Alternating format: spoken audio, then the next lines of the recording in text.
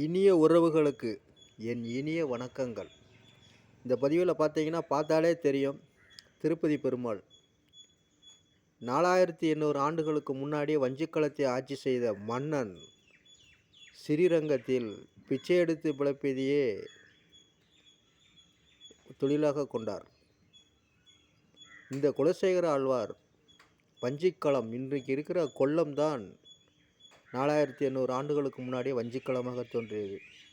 இவர் திருப்பதி சென்றபோது அங்கு இருக்கிற ஒவ்வொரு பொருளையும் பார்த்து இதுவா பிறக்க ஆசை வேண்டும் என்று ஆசைப்படுகிறார். ஒன்று, திருப்பதி தெப்பத்தில் உள்ள மீனாக பிறக்க வேண்டும் என்று ஆசைப்படுகிறார். பிறகு நாரையாக பிறக்க வேண்டும் என்று ஆசைப்படுகிறார். பிறகு பெருமாள் அடிக்கடி பயன்படுத்தும் தாம்பூல தட்டாக பிறக்க வேண்டும் பெருமானே என்று ஆசைப்படுகிறார். அடுத்ததாக செம்பக மரமாக பிறக்க நான் ஆசைப்பட்றேன் அப்படிங்கிறாரு. அடுத்து புதராக பிறக்க நான் ஆசைப்பட்றேன் அப்படிங்கிறாரு. அடுத்து சிகரமாக பிறக்க நான் ஆசைப்பட்றேன் அப்படிங்கிறாரு. அடுத்து காட்டாராக பிறக்க நான் ஆசைப்பட்றேன் என்கிறாரு.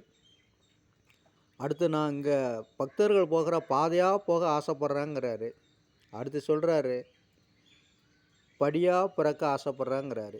செடியாய வல்வினைகள் தீர்க்கும் திருமாலே நெடியாய வேங்கடவா நின் கோயில் வாசலின்கண் அடியாரும் வானவரும் அறம்பயரும் கிடந்து எங்கும் படியாக கிடந்து ஒன் பவளவாய் காண்பேனே.